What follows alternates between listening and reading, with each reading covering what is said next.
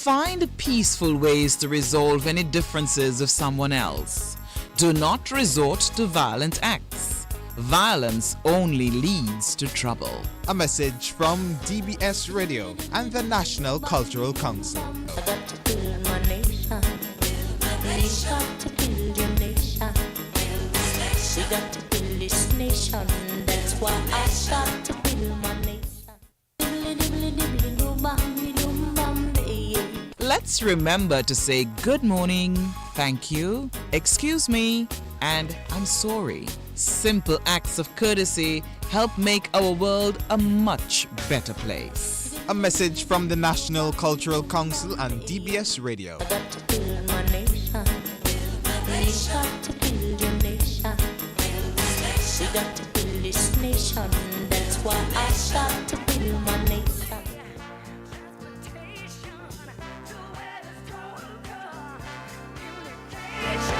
It is now 5:30 in the studios of DBS Radio and the rest of the Eastern Caribbean. We now take you over to Dr. Martha J. for La Habitille. Good afternoon, everyone, and thank you for joining me this Sunday for another episode of Labitille Habits That Count. It's a place where we discuss issues and concerns, and we pay attention to practices or habits that we can utilize or we can implement to fix them. And today, I am your host, Dr. Martha J.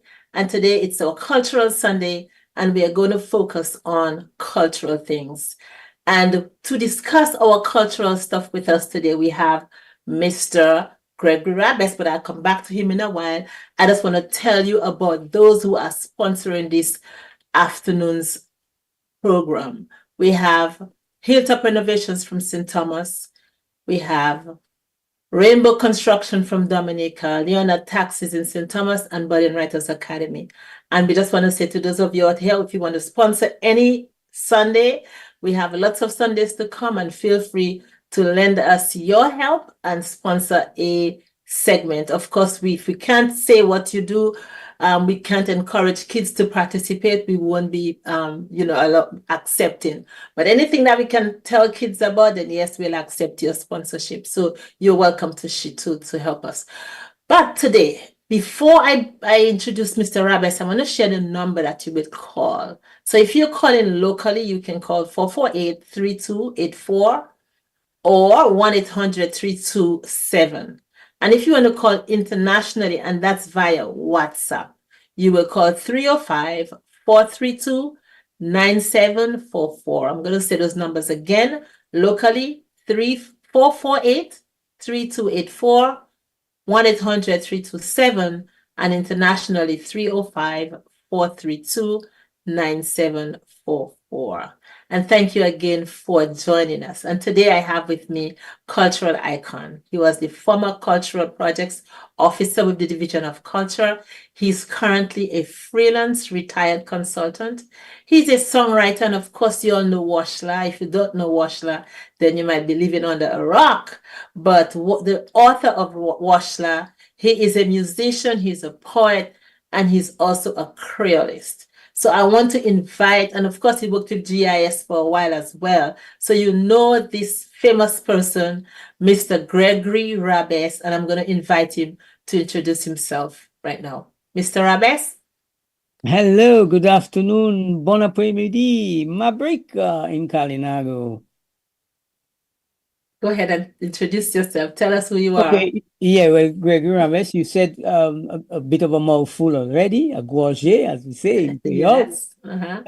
Yes, Gregory Rabes, all of what you said. I'm a musician, I'm a poet, I'm a multi-instrumentalist, meaning I play several instruments. I'm a songwriter, I'm a poet, author. That is on the sort of artistic side, you may say. I'm a Creole researcher. Of course, I speak Creole. I've been involved in the Comité Poétique Creole CAC from its inception, more or less, in 1981. Wow. And then, apart from that, I have worked in the non-governmental or NGO sector with SPAT, for many, many years. I have, functioned as principally as a communications officer in that regard. And I've also done some work in popular theater, the Movement for Cultural Awareness, MCA. Awesome. In fact, we just lost one of our stalwarts, Ras Mo. He was a Yes. member of that organization, MC, back I in the remember day. that. Yes, I Yes, do. back in the day. Awesome. Yes, and I have, as I said, you indicated, I have worked for the government of Dominica first as a as a secondary school teacher way back in the 80s. Yes, no, the 70s, sorry. Wow. In Portsmouth Secondary School from 1970, I think it was 1972 or thereabout. Wow. Okay. And then subsequently, after all my hiatus in Dominica and elsewhere, I worked with the government of Dominica under Rosie Douglas when the Labour Party came to power under Rosie Douglas. Awesome. So And then I you was worked head of GIS for 2 years there. Okay, GIS. And this is pretty much about Awesome. short of my involvement or my work history, generally speaking. Okay, well, A little thank you bit in so the public much. sector and a little bit in the private or NGO sector. Okay, perfect. But the reason he's here with us today is to talk more about cultural stuff. He also worked as projects officer in the cultural division. And today we're going to talk about games, cultural games, and why games. One of the things I want us to know is that games, there are lots of values to playing games. Apart from the physical interaction that kids have, we have the cognitive development, we have social interaction, social bonding, we have cultural preservation taking place. And it depends on what kind of games we have, conflict resolution, lots of things, face-to-face interaction, a lot of things that we've lost right now. And I know we can't really go back to those traditional games, but today, what I have Mr. Rabes here is to talk a little bit about what some of our traditional games, and of course, I'm gonna ask him as to the difference between games and toys. But before I come to you, Mr. Rabes, I want to just hail up the people who contributed towards the discussion on Facebook this week. They gave me the list of games that I sent you. They sent it to me via Facebook. I have Ingrid, Merlin, Ezra, Priscilla, Lily, Nadine, Teresa, Janelle, Rosalind, Alicia, Josephine, and Mara. I want to say thank you so much for contributing to this discussion, and your contribution is valuable and we appreciate it. So, Mr. Rabes, I want to tell you, the list of names they sent me today, they sent things like skip, they said sec, they said hopscotch, they said marbles, they said truck. But we know that those things don't all fall in the same category. So the first thing I want to ask you is, what is the difference between games and toys when we're talking about traditional games? Yeah, just before I launched into that, you were listing some maybe different the whole nature of games and stuff. And as part of that too, you work out a sweat and burn calories as well. Yes. When you play with toys and games. Some of them you exert quite a bit of energy and physical interact, yes. So physical fitness is very much part of that. Okay, so now you want to the difference between toys and games. Well, basically you have a sort of a convergence, but I mean toys, you play with toys. I mean toys like you can have it that you make traditionally. We used to make toys. So give us an example of more recent toy trucks, simple one. Okay, all right. And of course of more, well, as we began to get into modernity, of course we started importing those toys at Christmas time especially. And then so this is toys. So toys would be the various things that you play with and stuff like that as young children and so on.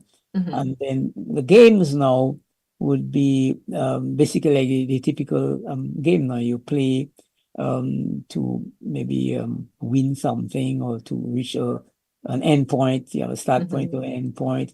or to gain points and then you win. Sometimes it's not just about that too, but it's basically it's a lot of playing and exercising physical activity as well. Awesome. So in a sense, you can use the toys now to play games. Right, In that sense. right, So right. that's where you have the convergence. Okay. Yeah. So we have the conversions of some toys that we Games. made. That's why we at the cultural division, and then there's a movement for regional for toys and games in Guadeloupe. That is why we lump them together. With what they call festivals of toys and games, because they're really linked. Okay. So is that Festival of Toys and Games, do we have that in Dominica as well, or it's just in Yes, well, Guadeloupe? we had a big one many years ago in collaboration with our friends in Guadeloupe. And that was organized by the cultural division. And we had one day of that in Portsmouth for the schools around the Portsmouth area, the north. And then we had another leg for the schools in the other geographic districts of Dominica, like the south, the west coast and the east and so on, which were not covered by the northern area that we did in. And that was a way to get more schools involved, generally speaking. Has it been repeated since, or is that something annual? How often? Well, we had envisioned it as an annual, but I'm no longer with the cultural division, and I guess the cultural division has to work with, and we worked with the school system from day one. They collaborated with the Ministry of Education as well, and so after that we had a number of sort of calamities, catastrophes in Dominica, which you know well. Okay, yes, with the hurricanes and the COVID and all of that. So that interrupted our ability to continue meet in groups, and also it wrecked the infrastructure of Dominica as well, the physical infrastructure. So that, but still, from time to time, every Creole Day, Creole Week, Creole Month, some schools do, and we encourage them to do that, to do things. So in a sense, it has taken off in that sense among some of the schools, where pretty much yearly at Creole time, they have some sort of toys and games exhibition or real activity. Okay, so we'll come back to that in the end. What I wanted to ask you is, how did we know when to play what? Because growing up, I know there were times we played certain things and there were times we played other games. How do we know? How did we know as children what season we played what? For example, when did we usually play hopscotch? Or when did we fly kites? Or when did we play marbles? There was a time when we did it. We didn't do all every time, but there were just different times, knots hanging. When did we do it? Do you know? Can you share with us? Yes, well, generally speaking, we can play with games and toys at most times of the year. But there are particular seasons when certain fruits or certain plant material are available. And that's it. For example, during mango season, the seed, when mango is available then in abundance, so we can use it to make, I think it's a wawa. That one is called a wawa. It makes like you put like you take two of them together and you attach a string, and then you can make a kind of a humming sound. I need to confirm the name. I think it's wawa, but I need to confirm. Maybe in your notes you might check for me. So that is one example. During the right now, we are in the sort of spring season. We are in the summertime. We are into where there's a lot of flamboyant. Yeah. So during the sort of Pentecost carnival, Pentecost, St. Peter's. St. Peter's, okay. All right. So whenever it's St. Peter's, that's the time you got a lot of flamboyant, the red flowers. Mhm. So we use the little, I think there's a little, I don't have the name, Mhm. to get it's a little pod that you, in the flower, and then you Uh-huh. put them together and you pull them as, people, Cock and pullet. cock and pull it. That's the word. We used to play cock and pullet. I remember that. Yeah, cock and pullet. Yes, So that's yes. when we play that because we have that from the tree. Okay, awesome. And I Right. suppose So, cashews too. When the cashews bear, that's when we would play nuts, right? yes, yes. And the thing with the Yeah. cashews is that they are, once they are dried, and so you have them forever, in that sense. That's true. That's So, true. so one more seasonal game, you can play it for most time, but generally, traditionally, kite flying, Mhm. we tend to do that around Easter time. Was there a reason for that? Basically, at around Easter time, I suppose you had a lot of sunshine. You had enough airborne, but not too much that the kites can go up into the sky and all that. So traditionally, we tend to do a lot of kite flying around that time. Yes. In other times, for example, during the wet season, obviously, depending on what material you use to make the kites. It's just raining too much and all of that, clouds, a lot of cloudy skies and rain, so it's not practical. So you find during the Kawem season, and so it's very dry, the weather is Okay. great, you got a bit of breeze, and you can see, because it's not so many clouds. It depends, right? So when you send up that kite, you can see that way up there, Yeah. but during the hurricane season, so a lot of cloudy time, then so it's not Nobody really flies practical. kite. So you find that in that period, we tend to do kite flying. So for very practical reasons relating to the weather and the thing. So these are some of the examples that we use, but most of the games can be played anytime. They're not very attached to a particular season or so, and they can be just done anytime. Okay. Well, that's beautiful. So because I was always curious, especially Christmas time. That's when we played more marbles. And I suppose maybe because that's when our parents went to town and got marbles. Although we used to use Gwenbois and Galba, we used to use the Galba to play marbles too, and coffee. But of course, your parents wanted to use their coffee beans. So when we didn't have marbles, we would use Gwen, Galba, and Cafe. But it was always Christmas time because their parents went to town and they bought you marbles, and so we were able to play a lot of marbles around that time. So I suppose we played it because it was more available. Because sometimes you lose the marbles right after over time. Yes, Sometimes yes, depending on where you live in Dominica, in places like Calibishi and maybe on the West Coast, your marbles going in crab hole. Kind of thing. Yes. All right. Yeah, you lose your marbles and things. So that is also important. I mean, there are some games that well, we play in different parts of Dominica, and some of them are native to some regions in Dominica. Some of them depend on the availability of the raw material. There's one interesting game in the Kalinago territory called San Wadife. The materials are readily available, but as far as I recall, it's only in Atkinson's Kalinago territory. I have the experience of that. I'm not sure it is done. How is it played? How is it played? Basically, it's you take a piece of wood, and it's top and stops. You use stops related. So you have a piece of wood, and you mark out. You have the center line, and then you have like two left and right, or the next side and the other side. So you have this. So the idea now is to use your tops to strike on the piece of wood and move the wood across to one side. That is your side you're playing. Send it across, or on the other side now is trying to send it to and one that crosses with the wind. So in other words, when you strike the wood with your top, it sends the wood in one direction, relevant direction. And sometimes, depending on how accurate you are, it might send it over the line, and basically you would have won. Sometimes when you move it towards the finish line, let us say for using that, then the other person strikes and send it back. So it might have a back and forth. Okay. We call it San Wadife. I'm not sure. Well, I mean, San Wa is like ashes and the bois.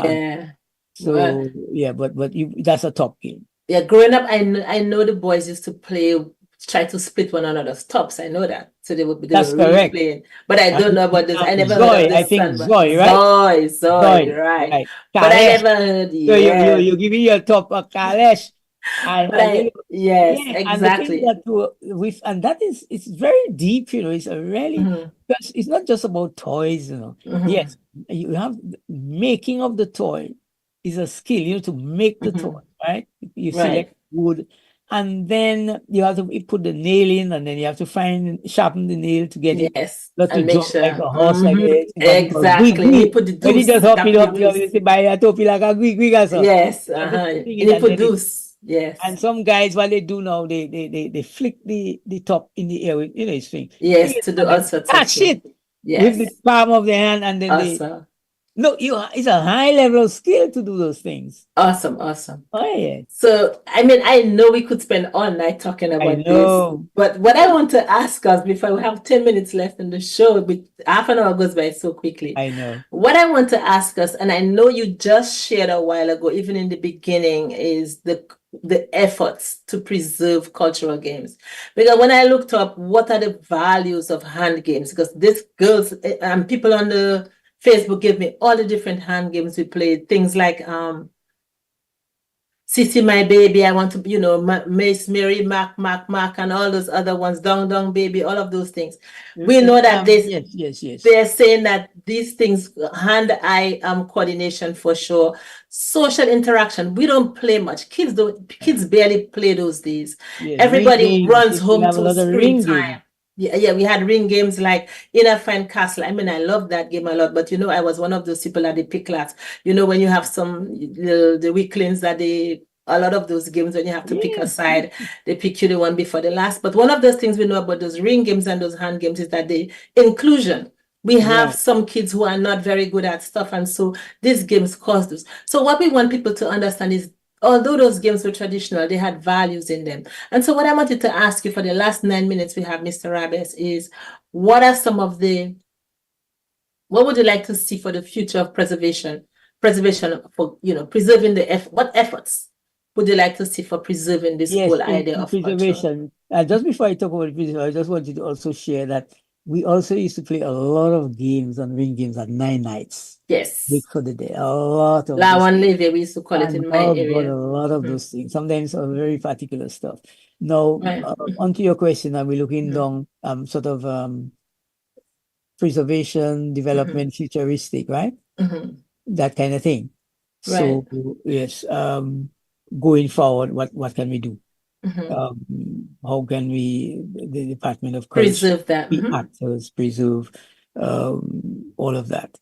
Well, many of the stakeholders or the various stakeholders have a part to play. I mean, the school system, the education system has a part to play. The Ministry of Culture has a part to play. The community itself has a part to play. I agree. Right? And the thing is that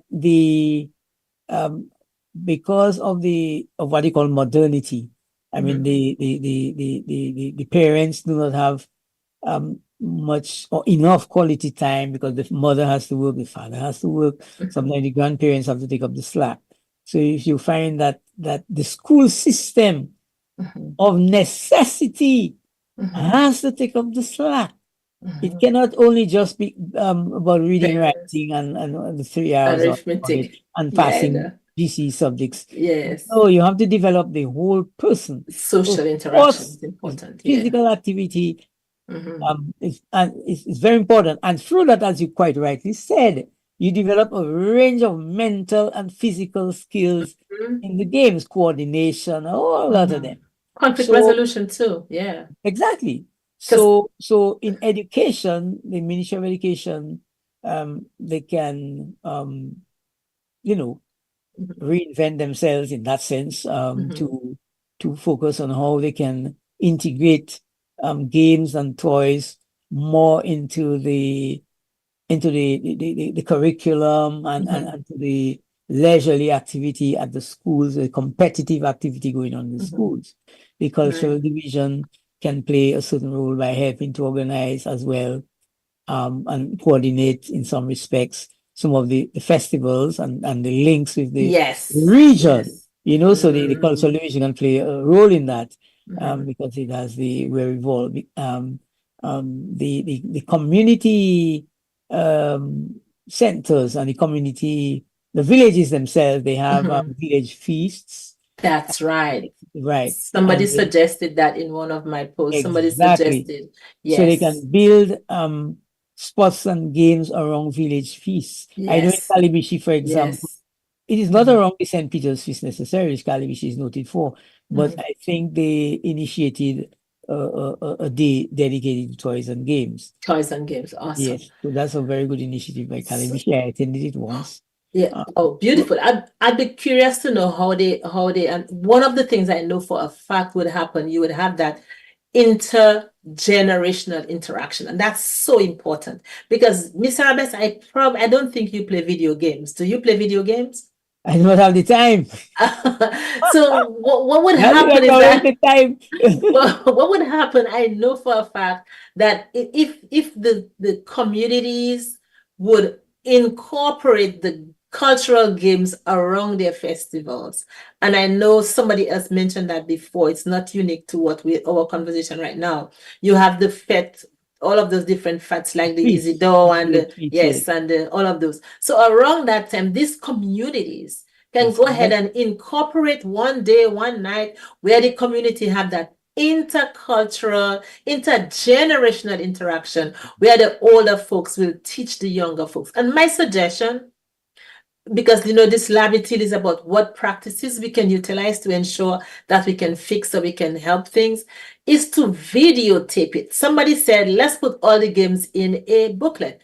But people barely read those days. Yes, we want to put it in a book, but I think if we can do the combination of both, if we can have the written form of how these games are formed. For example, when I was reading those things online, when I saw things like Inner Fine Castle, I'm like, oh my God, I remember that. How does it go again? And so I had to squeeze my brain to remember. But if we have it written somewhere in a book, and then we have those intercultural things going on in the community, and we videotape it, then we can have a video archive. That's correct. So the next year, when the cultural thing comes around, teachers or parents or whoever it is, we can start showing the kids how it's played already. So when we come to play in the yard, it's not going to be learning time. It's going to be just having fun time. And the thing is, it develops that interaction between people.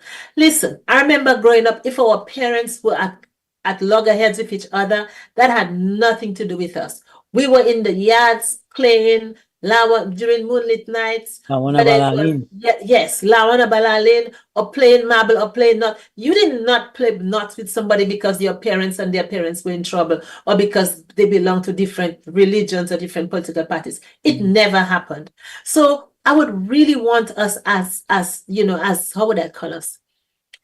Guardians of our culture, Mr. Rabis. I want to call us guardians of our culture. I think as guardians of our culture, we need to start the conversation again or reignite the conversation around making sure that our traditional games are passed on, not just for traditional sake, but to get that emotional interaction that the kids would enjoy. We enjoyed in those days. The cultural interaction, the cultural preservation, the cognitive, the cultural, the physical, all of those things that we did, all of those skills that we developed, we can still do them. Those hand games. When we Yes, played, yes. that game where we did the monkey game. I can't my mother knows all the verses and I barely know any one of them. But those hand games, our hands burned, but we had to know when to do, and we tried a million times to get it right. And guess what? It builds self-confidence. When you can do down, down, baby, all the way to the end without making a mistake, you feel good and you want to teach somebody else. Or more recently, they have I want to go to Mexico. I don't want to go to Mexico no more. There's a big fat policeman by the door. When you finish this thing with no mistakes, these kids feel good. And so I want us to understand that, yes, they were cultural. Yes, they were gone. And guess what? we're finding out that the lack of interaction is causing more depression among kids because they're doing too much screen time, lack of interaction, lack of face-to-face, with those people.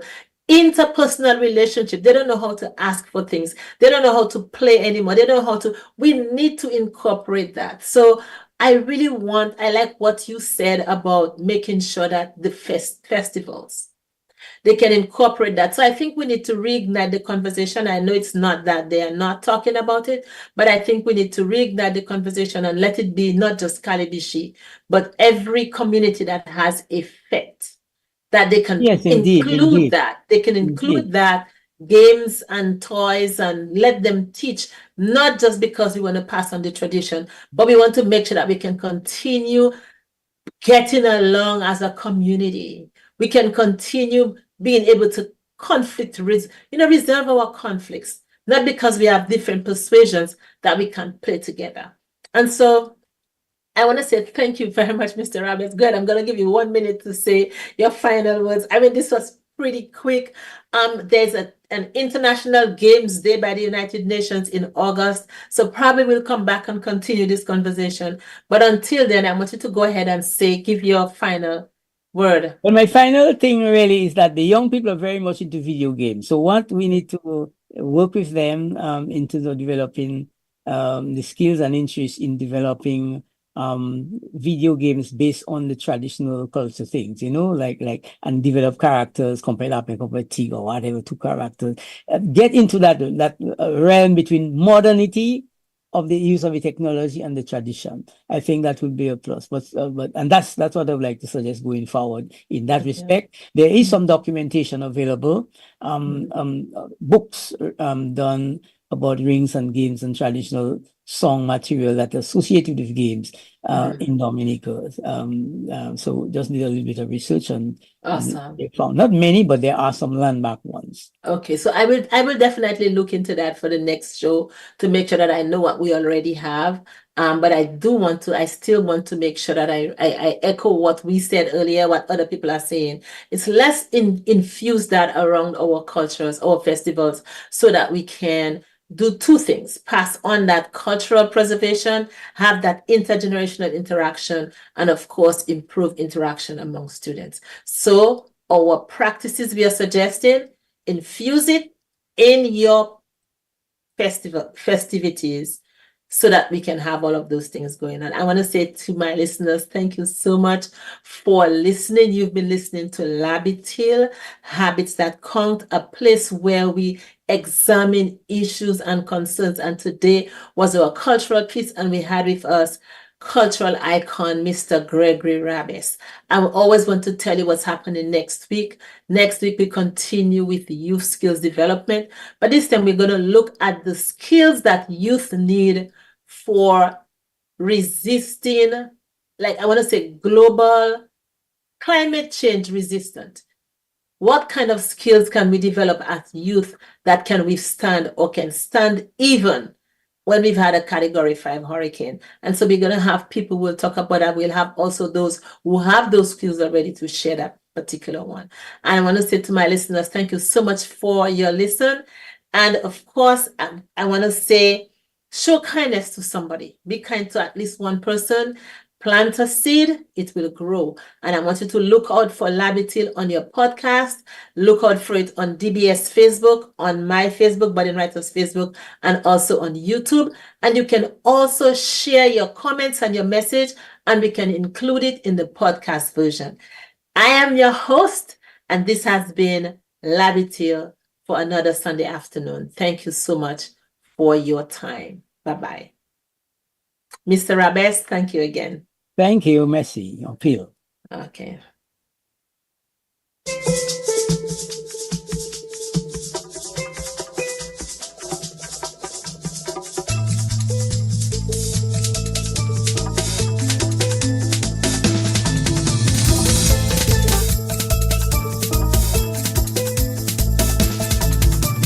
You are tuned in to Labitil, Habits That Count, with Dr. Martha J.